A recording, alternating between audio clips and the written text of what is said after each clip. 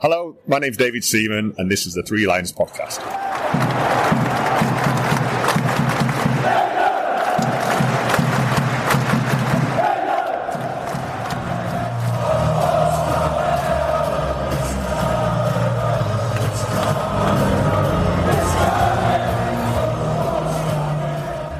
Hello and welcome to the Three Lions Podcast. My name is Russell Osborne and this is an independent England football supporters podcast. How are you? Hope I find you well. I hope you enjoyed the recent episodes. There was the Halloween one, just a fun little one, taking a look at anything England related around that date. It's still on your podcast provider of choice or threelionspodcast.com. It's no problem if you didn't hear it on the day. You can listen to it whenever you want. There is also the one I recorded with Charlie Tidswell from the Gate 102 podcast. If you've not heard that, I'd recommend that one as well. So here we are, the last England men's games of the year of 2024. The Nations League, Greece away and Ireland at home. It's been a bit of a journey, hasn't it? A year that began with defeat to Brazil at Wembley back in March, and 17 games later, ending on the 17th of November, once again, at Wembley, this time against the Irish. It's a year that saw us make it to the Euro finals, a year that saw Gareth Southgate depart, one where Lee Carsley has stood in as interim manager, and one that has seen England appoint our third foreign coach, Thomas Tuchel. No doubt, come December, I will take a proper look back over 2024. So, these upcoming matches will be the first we've played since Tuchel was appointed as manager back on the 8th of October. Or more publicly to all of us on the 16th, 3 days after that victory in Helsinki. I wonder where he'll be watching these next two games. You'd hope, both in Athens and Wembley, but at the same time, I'd understand if he'd probably wanted to steer clear of any conflicting attention whilst Lee Carsley is still holding the fort. You can just imagine that the TV cameras, if they find him, they'll be zooming in on him throughout both matches. Interestingly, I read recently that the FA have given him permission to work remotely as manager when he starts next year, sharing time between his home in Munich and then in England, which I guess would be at St George's Park. You'll remember from his early interviews that he said about loving living in England whilst he was at Chelsea. And I guess in this day and age, communications can be done remotely with the technology available.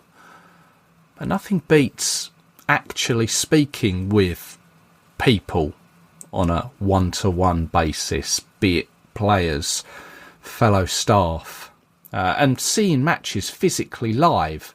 I imagine he'll be doing a lot of commuting back and forth, and I've no doubt whatsoever in the lead up to the international window he'll be based here, kind of goes without saying. But it still feels a little half-hearted in a way. Weak by RFA? I don't know. Coming up, I'll be taking a look at the final squad to be selected by Lee Carsley and welcoming back our Greek and Irish experts. But before that, what else has been going on? Well, you may remember I mentioned the young Lionesses. They were in action in the Under-17 Women's World Cup. They made it through to the knockout round after 2 games in their group. They'd lose 4-0 to North Korea in their final group match. But as I say, they were already through to the knockouts, where in the quarterfinals they drew 2-2 with Japan, but beat them 4-1 on penalties. That took them to the semi-finals, where Spain were the opponents. And just like the World Cup down under last year, like the Euro final this summer just gone for the men, the Spanish would once again be our nemesis. We'd lose 3-0. It did, however, mean we had a stab in the third place match. However, the USA took that, also winning 3-0. For the record, North Korea won the tournament. Maybe not a team you would have suspected would win it. I don't know. I don't know enough about that age group, to be honest. The senior Lionesses, they had a couple of friendly games recently, home to Germany at Wembley, which ended in an entertaining 4-3 defeat. Then a 2-1 victory over South Africa. It has to be said, though, that neither were the best performances. They are back in action later in the month, once again at Wembley, home to the USA, then against Switzerland at Sheffield United. Then, on Thursday the 7th, their Nations League opponents were announced. These games are scheduled for, between February and June next year, just ahead of next year's Euros. Now, they were drawn in League A Group 3, and they'll face Spain, Belgium and Portugal, all home and away. There'll be a semi-final in October and a final in December, which is slightly different, I think, to how the Men's Nations League kind of works with regards to its calendar structure. Nearer the time, I'll take a look at these games in more detail. But obviously the standout games, Spain, who we faced in the World Cup final last year. Now, since we last spoke, I'm sad to say that another former player has since passed away. Ipswich Town fans will be aware of Trevor Wymark. He also played for Grimsby Town, Southend, Colchester and Peterborough as a centre forward. He only earned one cap for England back in 1977. He came on as a second-half substitute for Terry McDermott in a 1978 World Cup qualifier away to Luxembourg, a game that England won 2-0 under Ron Greenwood in what was only his second match as England manager. Wymark was diagnosed with Alzheimer's disease back in 2019, and he would pass away from this aged 74 on the 31st of October. I'd like to pass on my condolences to both his family and his friends. Now, before I run through the latest squad, let me just remind you that you can follow the show on social media, Twitter, Facebook, Instagram, YouTube as well, if that's the way you listen to things. Just search Three Lions Podcast. And if you'd like to contribute to the hosting of the show, you can do. Ko-fi.com/3 Lions Podcast. Any contributions are gratefully accepted. It all goes towards the monthly hosting of the show. ko-fi.com/3 Lions Podcast. Thank you. So let's just remind ourselves of the situation in the Nations League. It's League B, Group 2. Greece, well, they're top, having won 4 out of 4. 12 points and only 1 goal conceded. That was the late Jude Bellingham one last month. We're in second place with 9 points. Those 3 wins coming against Ireland away and Finland home and away. Ireland are third with 3 points after they beat Finland away on Matchday 3. And Finland, well, they are currently bottom with no points. So coming up, we travel to Athens, Greece on Thursday the 14th of November. That same night, Ireland host Finland. And then the final match day is Sunday the 17th. We host Ireland at Wembley. And at the same time, Finland host Greece in Helsinki. Could be an interesting afternoon, that. It could well go down to the wire. Thursday the 7th of November, Lee Carsley announced his third and final squad as interim manager of England, holding the fort between Gareth Southgate and incoming Thomas Tuchel. You may remember a while back, before we knew the managerial situation, I was more interested in Carsley's second and third squads, wondering who he'd bring into the fold. Maybe in a similar way that Peter Taylor, whilst bridging the gap between Kevin Keegan and Sven-Goran Eriksson, but he made David Beckham captain. Obviously, with Carsley, we've seen him bring in Angel Gomez. Livramento has been around the squad too. Dominic Solanke was recalled after an absence of almost 7 years. Noni Madueke has earned 3 caps under Carsley. So ahead of the latest squad announcement, I was wondering, would he go out in a blaze of glory with his selections? There was talk of Nottingham Forest's Harry Winks maybe returning to an England shirt. Newcastle's Lewis Hall as a left-back. Tyrone Mings maybe. Although maybe not after his bizarre handball in the Champions League. Would Ben White be considered? In the end, these were the 26 names he announced. So we've got 3 goalkeepers, Dean Henderson, Jordan Pickford and Aaron Ramsdale. In defence, Trent Alexander-Arnold, Levi Colwill, Mark Gay, Lewis Hall, Taylor Harwood-Bellis, Ezri Konsa, Rico Lewis and Kyle Walker. Midfielders, Jude Bellingham, Phil Foden, Conor Gallagher, Morgan Gibbs-White, Angel Gomez, Curtis Jones, Cole Palmer and Declan Rice. And then our striking 7, Anthony Gordon, Jack Grealish, Harry Kane, Noni Madueke, Bukayo Saka, Dominic Solanke and Ollie Watkins. I'd say a 26-man squad, one with 627 caps across it, 110 goals and an average age of 24.8. Our highest capper is Harry Kane with 101 caps, 68 goals to his name. He is the record goal scorer for England. The oldest player, Kyle Walker, 34 years old, born back in May 1990. Wow. And the youngest is Lewis Hall of Newcastle United, one of the 3 uncapped players who Carsley has brought in. He's just 20 years old. Taylor Harwood-Bellis, 2 years older than him, born in 2002. Again, with no caps.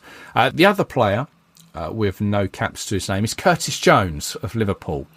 He is familiar to the England setup, though. He was an unused sub against Bosnia at Newcastle and also against Greece last month. So just taking a look at the squad, the way we do, where do all the players come from? There are 4 from Manchester City, 3 from Chelsea, 2 from Crystal Palace, Southampton, Liverpool, Newcastle, Aston Villa and Arsenal, and then 1 each from Everton, Real Madrid, Atletico Madrid, Nottingham Forest, Lille, Bayern Munich and Tottenham. Just looking a little bit more at the squad, there is no John Stones and no Harry Maguire. And I think I'm right in saying this is the first time since June 2015 that neither of them have been selected for an England squad. Both are injured in this case. In the past, obviously, they've withdrawn through injury, but first time since June 2015, it was that Ireland 0-0 game, you may remember, was the last time that John Stones didn't appear. Harry Maguire made his debut later. I am sceptical of Cole Palmer, I have to say, and Declan Rice. Both have been injury doubts for Chelsea and Arsenal, respectively, of late. So we will see who withdraws after the last week of the Premier League before the international window commences. Aaron Ramsdale, he makes a return over Nick Pope.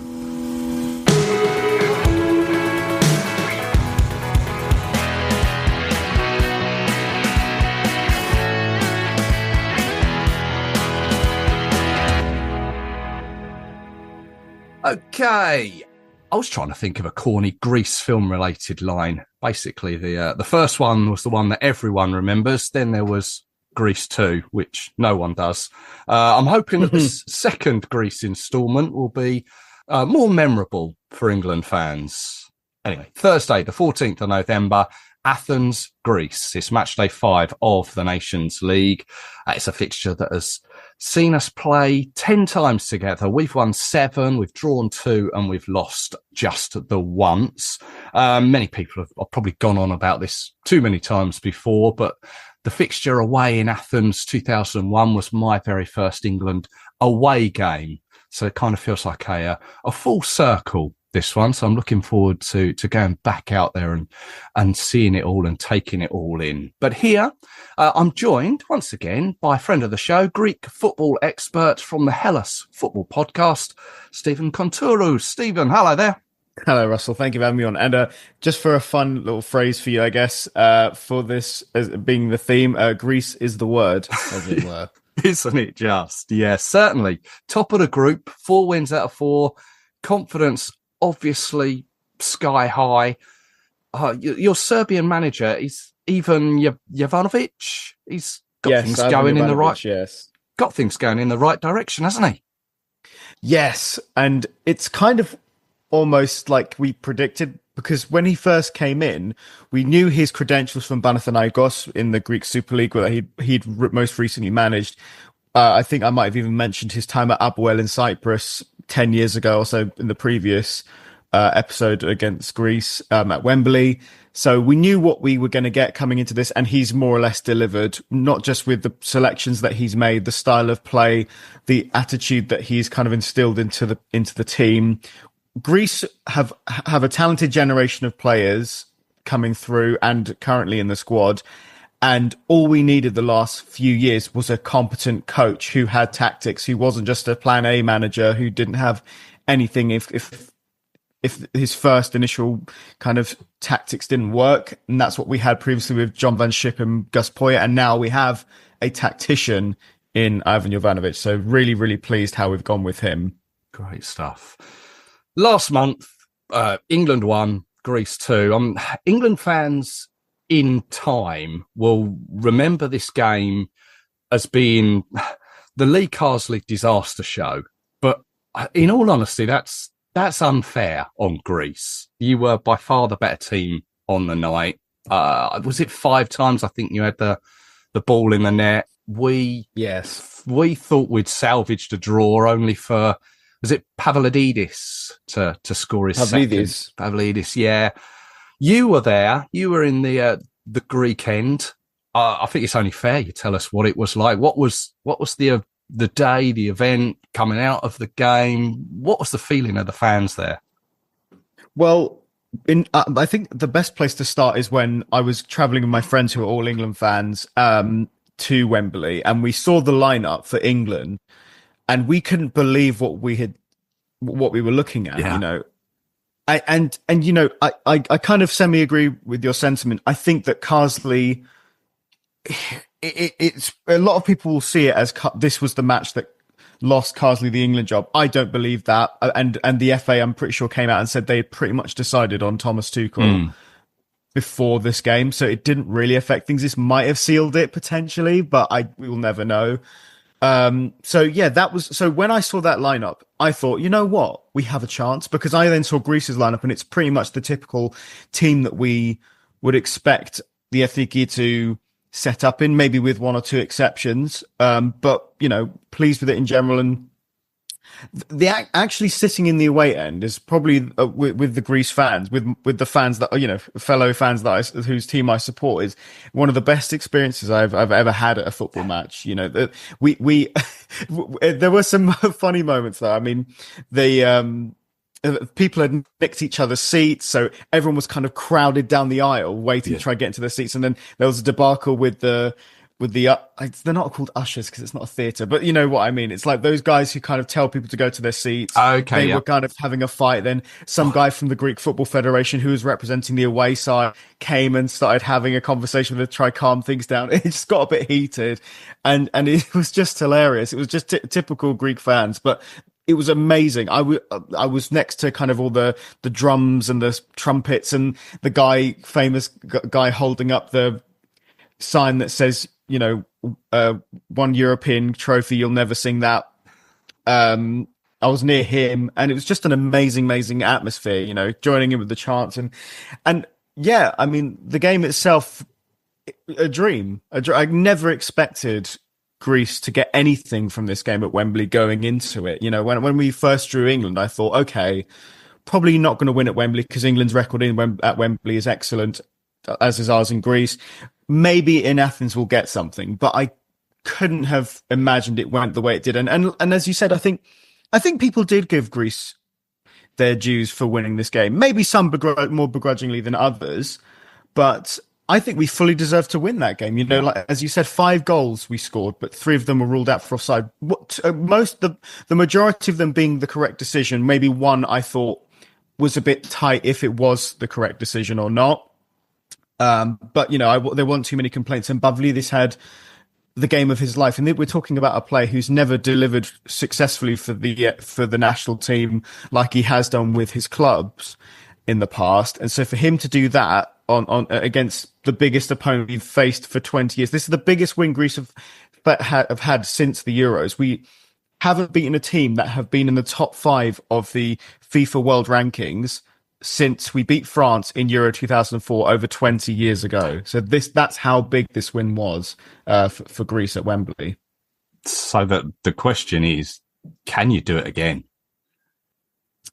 My answer is maybe.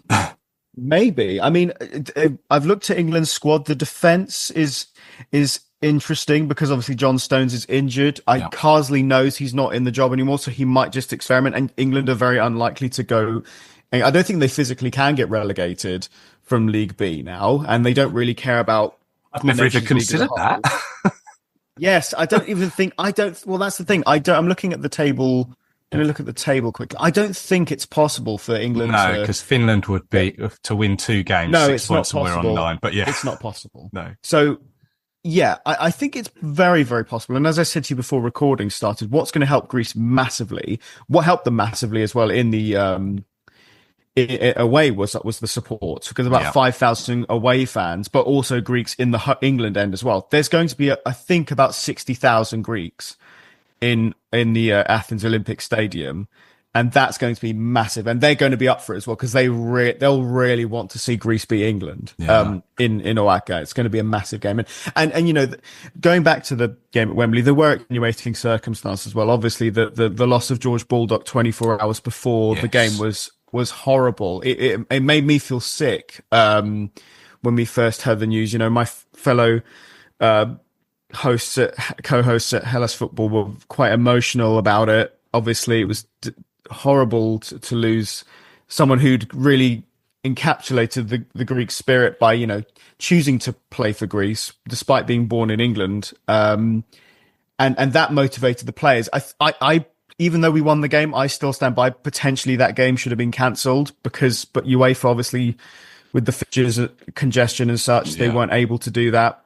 But yeah, that was another big motivator for the national team, and it still will be going into the last 2 games of our Nations League campaign, but also the qualifiers for the World Cup as well, because I think they'll want to do it for George Baldock. Yeah, I heard that the feeling runs really deep over there in Greek football for George, that his team, Panathinaikos, I believe they're going to continue to pay his wages to his family, I think, throughout his contract, which I think I'm sure it happens in many sort of maybe walks of life, but yeah, it's a really nice touch.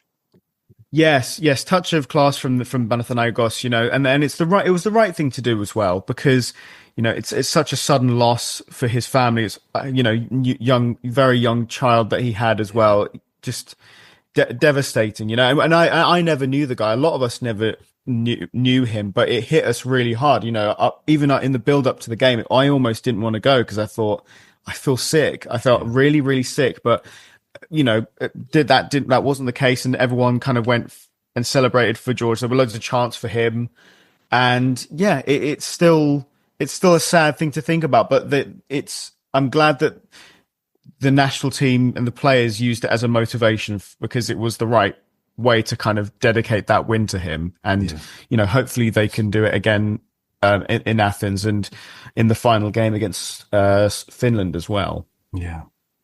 No, he'll be greatly missed. Greece, you've got this fantastic home record of late, saying about all. Despite the fact you've only beaten England and the last major team that you beat was France back in Euro 2004. But how has this home record come about? I agree. As I said to you before recording, Greece as a national team and club wise have just such a better home record than an away one. For some reason, I think it's just a mixture of the fans, being more comfortable in our own environment. I think we play so much better at home than we do away. It's got better over time because there was genuinely a time where Greek clubs and the national team just couldn't win away to save their lives. In the for a while, but that trend has started to be broken a bit more. But yeah, it's a strange one. I just think that, especially in a packed out Olympic stadium where I think the capacity for the game will be 60,000. I think it can go up to 80, but that was for the Olympics specifically. Okay. But I'm pretty sure it'll be 60,000. I could be wrong, but that's the secret. It's just our home fans, when they're passionate, and it's not the only home ground we're using right now. We're using Olympiakos' Yorgos Kariskakis stadium for smaller, quote unquote, national teams, because that will be filled out. And for big nations like England, it makes sense to do it at a bigger ground because more people want to go. They can sell more tickets. They'll make more money, and it will be a better spectacle as well. Have you been to that ground before? I have visited the Olympic Stadium, but I haven't actually watched anything there, sadly, because it was during a time where it was kind of in limbo, the Olympic Stadium. None of the Greek clubs were using it. The national team wasn't using it. And so I never really got a chance to see a game there. But right. I in terms of visiting Athens, it's a really cool place to go. It's a really amazing piece of architecture as well, celebrating the 2004 Olympics in Athens. And, it'd be great if Athens could host the Olympics again one day. It is the birthplace of the Olympics after all. And it's got all of the, it's got all the infrastructure from the previous time Greece hosted the Olympics too. So it actually wouldn't be that expensive for the country or for the Olympics committee to have it hosted there again, but we'll have to see on that. When was it 2004? Was it when? Yes, it was literally a couple of months after Greece won the Euros that Greece then hosted the Olympics. So it was Greek fever all of 2004 for that year. Go on, give us a bit of Greek flavour. What is there to see and do in Athens and eat and drink? Is it Mythos is the beer of choice? Mythos is the beer of choice, and this is completely far field from Athens, but weirdly in the UK, if you go to a B&M store, they sell Mythos there. Okay. And maybe it's a cheap import. I don't know why, but I've in my nearest B&M store, you can find Mythos. So if you don't go to Athens and you want a Mythos, you can get one from B&M. But going back to Athens specifically, obviously, there's the Acropolis, which is an amazing piece of history, one of the most famous pieces of history in the world potentially, and then the actual museum as well, the Acropolis Museum, because they built it to the scale of the original Parthenon, so you definitely go there. There's loads of football clubs as well. Obviously, Athens is brimming with clubs. You have Olympiakos in Piraeus, you have Panathinaikos, AEK Athens, you have smaller clubs like Panionios, Apollon Smyrni, Athens Galithea, Atromitos, there's so many. So if you're a mad football fan, go and look at these grounds because some of them are amazing to go and see. Whether you're allowed inside or not, I don't know. You can probably book a tour potentially. They have their own museums and such. So definitely do that and make sure that you don't go to any tourist trap restaurants. Go to the proper places. If you see Greeks sitting in a restaurant, that's where you have to go. Don't go to where all the tourists go. That's where you'll get the proper Greek food that that's authentic and not kind of the cheap alternative. Yeah. What is it? Moussaka? Moussaka. Yeah, Moussaka is Greek great dish, isn't it? Oh, that's just one among many. Oh, right. Yeah. Moussaka is lovely. Yeah. There's Souvlakia, there's gyro, there's Greek Cypriots will call it makaroni de funno, which is it's like macaroni and cheese. It's like the Greek version of that. In Greece, they'll call it pastitsio because that's pastitsio because that's like pasta in Greece. There's loads of stuff. There's loads of kind of Greek desserts. Like baklava. Yes, and lokomades, which are like the dough balls that are covered in syrup, the deep fried dough balls. Yeah. Yes. Go have some of that. Fill your stomachs with all the delights of Athens. It's before a great you start city. on the mythos. Yes, definitely before you start on the mythos. You don't want to start on an empty stomach for sure. Just going back to the stadiums. I've seen a picture of a stadium, but I don't think it's a football stadium. It's got this like thin track down the middle, or it's like a small.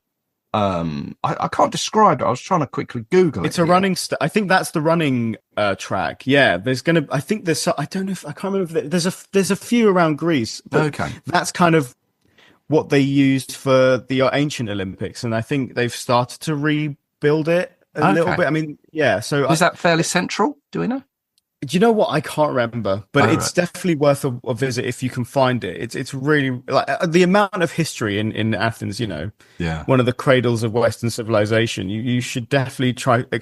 There's loads of other Parthenons among the not just the Acropolis. You know, there's Temple of Zeus. There's a few other places you can go visit as well, and if you can go up on top of the big hills in Greece, and in Athens, you can see the whole city. It's honestly amazing. It's the views that you get up there is spectacular, and some of the ancient theatres as well is great. There's an ancient theatre that's just below the Acropolis as well, so definitely try and visit that if you get a chance too. Great stuff. Let's just go back to Greek football. I don't think we even spoke about it when we previously spoke. 2004. Do the Greeks refer back to that time as we constantly go back to 66? Oh, when do we not? Yeah, especially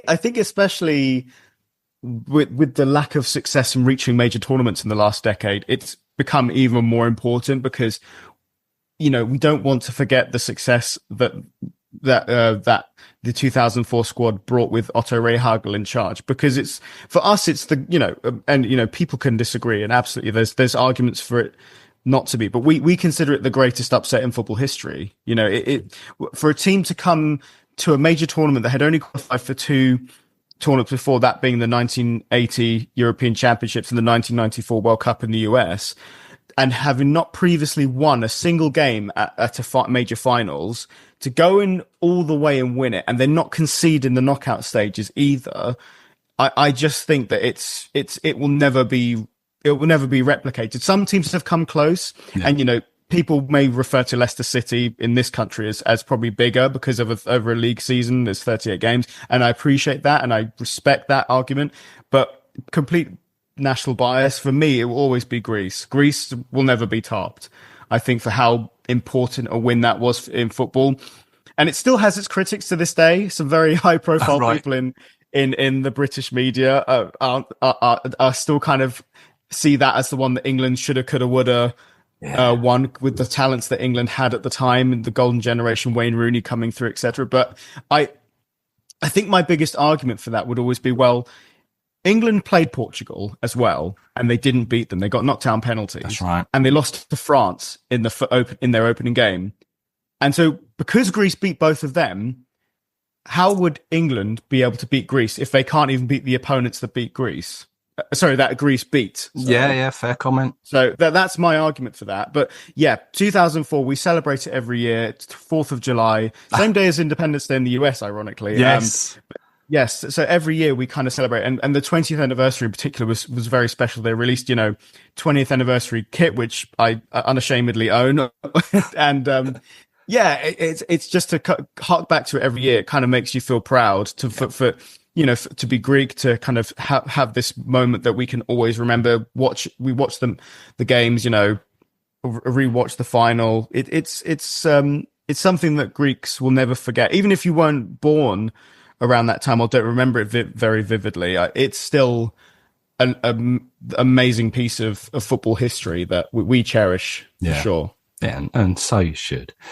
Just quickly there onto this game. I haven't really taken a proper look at the squad. Is there any other names that may not have been in the first game that have come in? Yes. So the big one, and the not surprising, but the most satisfactory addition maybe just for Olympiakos supporters, but for the rest of Greek fans as well, is Christos Mouzakidis, a 17-year-old who plays for Olympiakos. He's one of the big talents of Greek football, and Olympiakos have had a real churn out of youth in the last year or two. The Olympiakos under-19s won the UEFA Youth League last season, same around the same time that the senior team won the Conference League, and so he's one of the big kind of bright sparks of Greek football. He's come into the Olympiakos starting lineup. He doesn't look out of place. He's just such a talent. He's a raw talent, but his work ethic and his maturity is unbelievable. So I doubt he'll get that many minutes in the Ethniki squad. Maybe Finland if everything's wrapped up, but I don't think he'll start against England, because I just think it might be a step too soon for him. But to be included at this point is a testament to Ivan Jovanovic, because he's seen the talents of Mouzakidis. He's made comments about how impressive the youth of Olympiakos have been performing for the senior team as well, when they've been given opportunities. And so, yes, he's in the team. It'll be a great experience for him. And hopefully we'll see him as a starter one day, because midfield, as I may have said in the previous episode, is a bit of a barren, is a bit barren for depth with the national team. So having him there is a great inclusion. Gotcha. Okay. Well, I don't know if you'll answer this one with your head or with your heart, but come the final game that Greece play against Finland and England play against Ireland, where will Greece finish, top or second? I will go with my heart and say top. I think Greece can do it. I think we can. I don't know if we'll win against England this time, especially with Harry Kane back at fit and firing and in form. But it will. I don't think we'll make it. We won't make it easy, especially after the win in Wembley. We'll want to win this one in Athens as well. So it's going to be very tough. But I think Greece can do it. Very much so. May well come to that last game. We may well be exchanging text messages saying, "Oh, we're top, you're top." Could be going backwards and forwards. Yeah. You never know. You never know. Stephen, thank you very much for your time. It's always appreciated. Just quickly remind us of where we can find you and what you're doing. Yes. So thank you very much for having me on, Russell. Really appreciate it. It's been great to chat as always. And if you want to find me personally, I'm on Instagram and on X, formerly known as Twitter, with the handle Steve Kountourou. That's Kountourou for my surname, and I post regular articles, match previews, etc. And I also host the Hellas Football podcast. If you want to find Hellas Football specifically, it's at Hellas Footy on Instagram, Facebook, and X. And we do a weekly podcast about all things Greek football on anything you listen to your podcasts on, whether that be Spotify, Apple Music, whatever. We're on there. So give us a listen if you're interested in learning about Greek football. As we call it, it's the gift that keeps on giving, for all the best reasons when it comes to the football and all the worst reasons when it comes to the political side of the game, and any antics that happen on the pitch that shouldn't. So there you go. It's a real roller coaster watching Greek football. Great stuff. Stephen, thank you very much for your time. Enjoy the game. Enjoy that mythos with it. And maybe we'll speak again. Yes, hopefully we shall.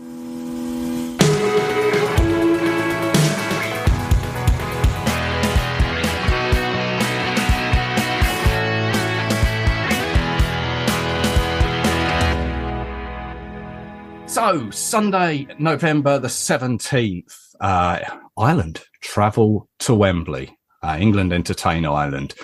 It is the first competitive fixture between the two at Wembley since 1991. That ended 1-1. I was just looking back through some of the results. 7 of the 9 draws between the two sides have ended 1-1 since the fixture began back in 1946. The other results, played 18, won 7, and England have lost 2. I'm delighted to welcome back to the Three Lions podcast from the Irish Football Fans podcast, Joe McCarthy. Hello, Joe. Morning, Russell. How are you? Good to talk to you again. Yeah, no, very well, thank you. Likewise, glad to have you back on. First of all, say thanks for your warm hospitality back in Dublin a couple of months ago, where we shared a couple of Guinnesses together. As enjoyable. Enjoyed that, chewing the fat. Yeah, not at all. Anytime. It's good to finally meet you. And I'm sorry that I can't make it over to London for the game in Wembley. Oh, by all accounts, I think plenty are coming over though. Yeah. I was there at the game in 2013. I finished 1-1, and just the way a few personal issues have worked out, I'm not going to be able to make it over. But look, I'm sure we'll meet each other again soon. Yeah, no, I'm sure you'll catch it on the telly. Oh, definitely. Yeah, that first game back in Dublin in September, wasn't it? Sort of early September. Nice warm day. I think both teams were obviously optimistic about how it would go for each side. It ended in a 2-0 victory for England, and I think it was kind of done and dusted in the first half. I think from an English perspective, Declan Rice, Jack Grealish with the goals, they kind of put it to bed. Is that how you kind of saw it? Oh, very much so. I think even at 2-0 at half time, I was thinking, this could easily be 4 or 5 by full time. But for whatever reason, I think England just, to use a cricket term, just declared at 2-0 and said, this'll do. We're not going to lose this. Let's just take the 3 points and go home. England were dominant throughout the game. I don't think that's a controversial opinion. From front to back, and I think Ireland had no answer for them. Especially Grealish was, I think, instrumental throughout. Until he went off with about 15 minutes to go, and I don't know if he had a point to prove or whatever, but I think he relished the I won't say abuse, but the reaction he got from the crowd, and played up to it. I'm hoping for an improved performance at Wembley. I think some of the circumstances behind in the build up to the game only really came out afterwards. I don't know how much you'd be aware of it, but John O'Shea, who's the manager's, obviously that was our manager's first game, Heimir Hallgrímsson, and John O'Shea, former Manchester United Sunderland player, is his assistant, and he picked the squad and apparently took most of the training and preparation for the game. Okay. Hallgrímsson was on the sidelines for that game and for the game against Greece a few days later, but he said himself that he had minimal impact on the setup, on the preparation for the game. So it was only really the first of the following games in October against Finland where I think we started to see the changes that he's brought into the side. And we actually played some really good football against Finland and to a lesser extent against Greece a few days later. One of the things that we've complained about the previous manager on our podcast, that myself, Mark and Phil, is that when under the previous manager, under Stephen Kenny, when we went behind, we didn't know what to do and we stayed behind. Now, we did go behind against Finland, despite, I thought, playing some good football in Helsinki. But we rallied, and in the second half, we scored twice in the second half to come from behind to get the win. And Jen did look like we actually had a plan, which was a nice change.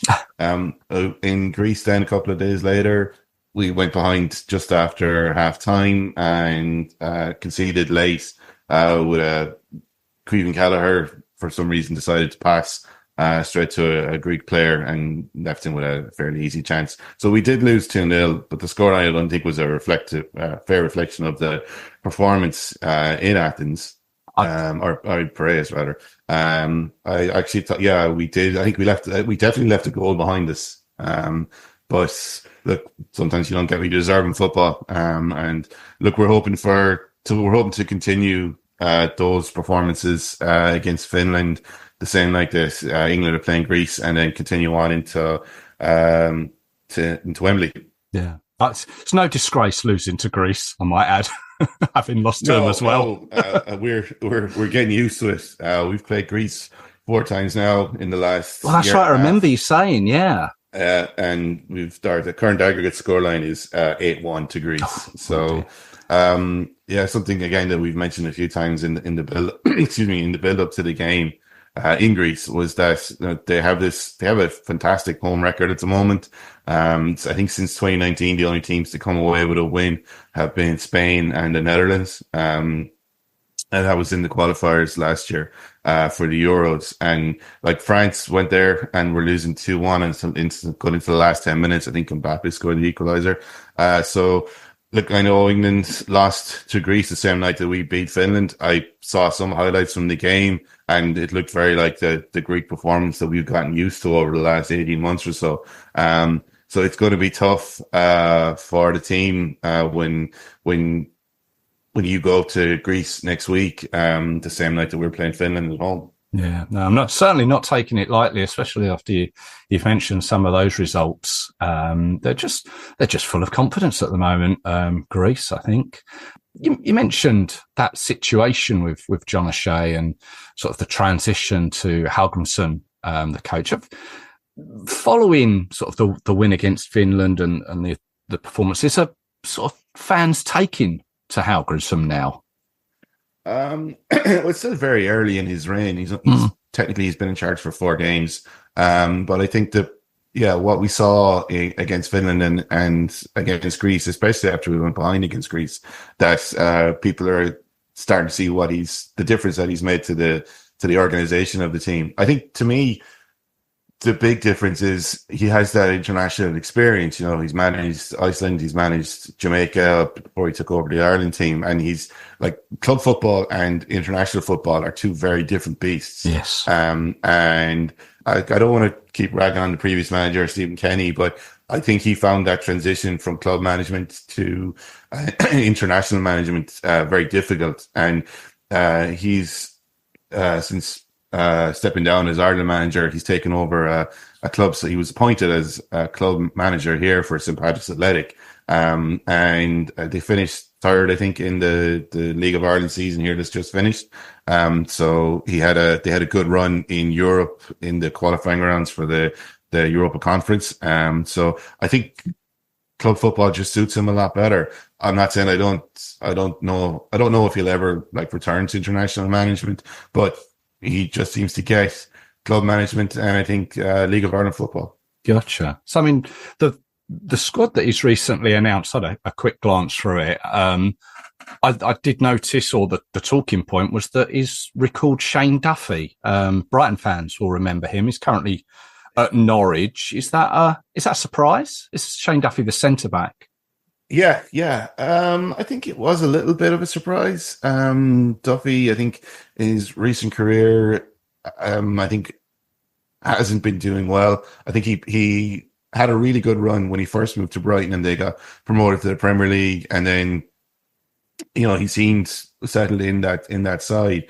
And then went on loan to Celtic, didn't work out. Went back to Brighton, couldn't get into the team.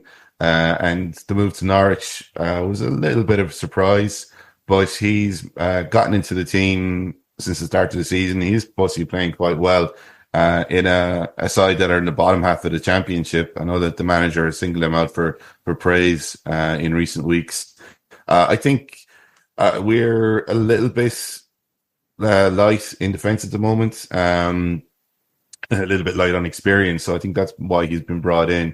He's actually got the highest score in the squad with 7 goals.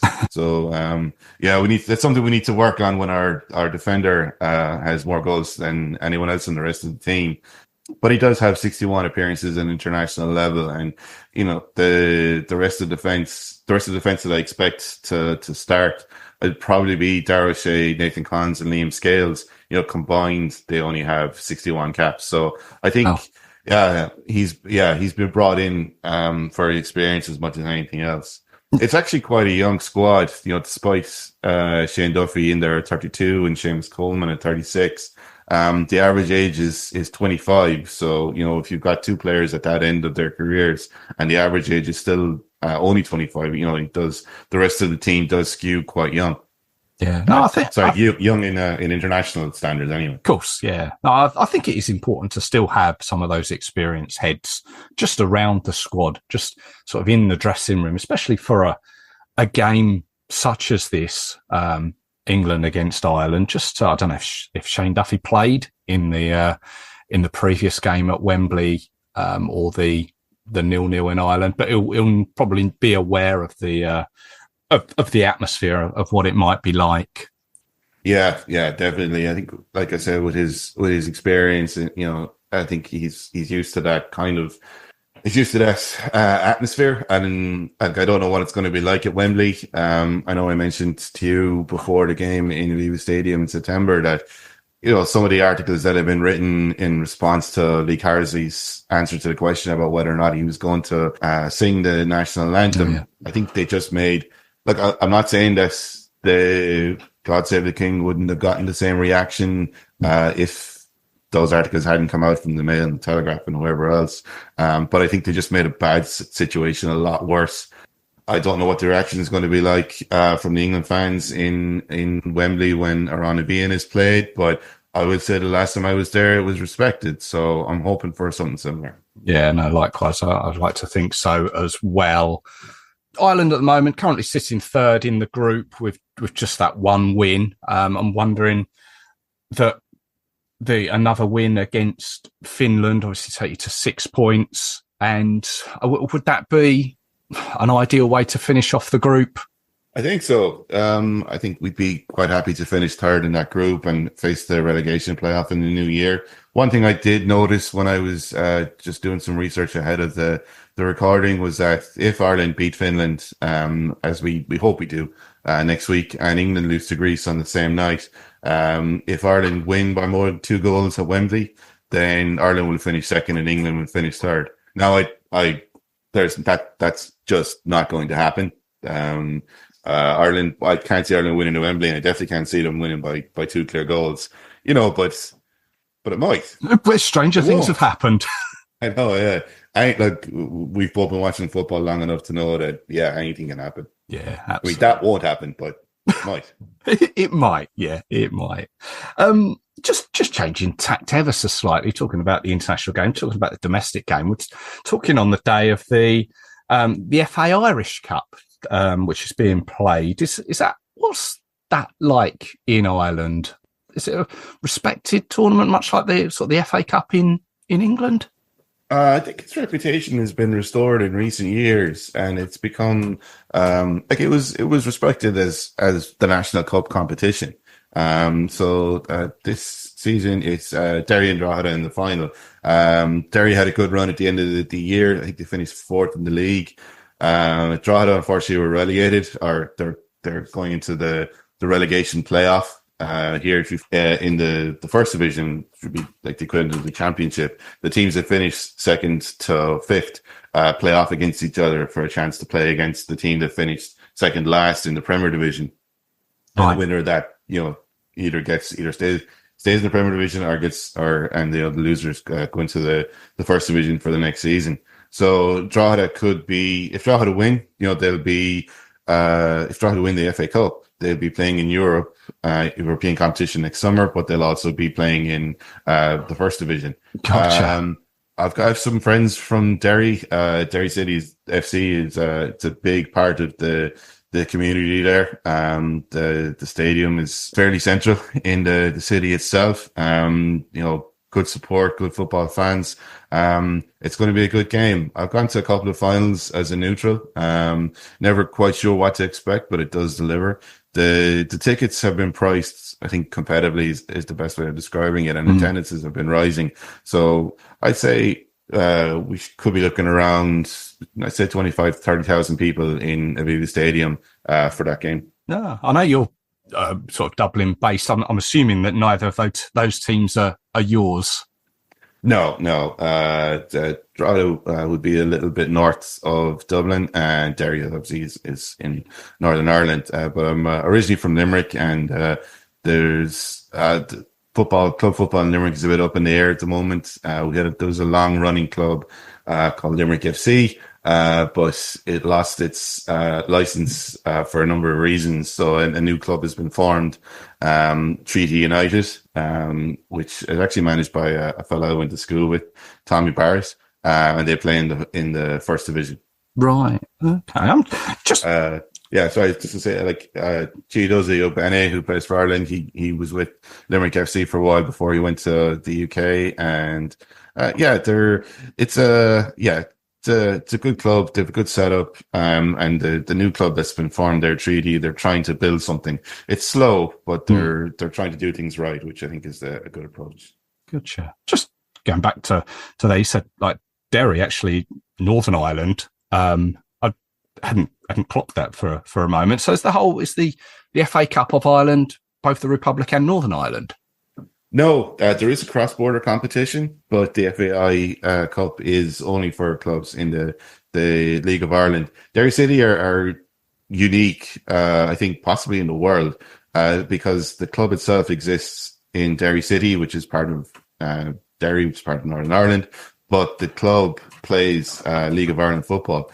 There's a really good documentary on BBC called Different League, the Derry City story. I think it's still on iPlayer, and it's worth watching. So basically, Derry City played in the Northern Ireland Football League up until the mid 80s. And then for a number of reasons, they had to basically end the club. And they applied to join the League of Ireland, and and they've played ever since. Now they've won the League of Ireland. So I think for a club that exists outside of the territory where it plays to win that league, I think is unique in the world. I think the closest maybe something like Cardiff winning the FA Cup. But yeah, if I definitely give Different League, the Derry City story, a watch, because it'll explain everything far better than I've tried to do. There's a number of reasons for the club leaving the Northern Ireland League, and a lot of it is to do with politics and history and stuff that really is a bit outside the scope of podcast. Gotcha. I understand. Maybe that's something I can download for the flight to Athens. Joe, thank you very much. Always appreciate your time and for you just giving us an insight into the Irish team and just Irish football there as well. Enjoy the game back home, watching it on the telly. And hopefully we can catch up again next time. Yeah, I look forward to it, Russell. Always good to talk to you. Take care.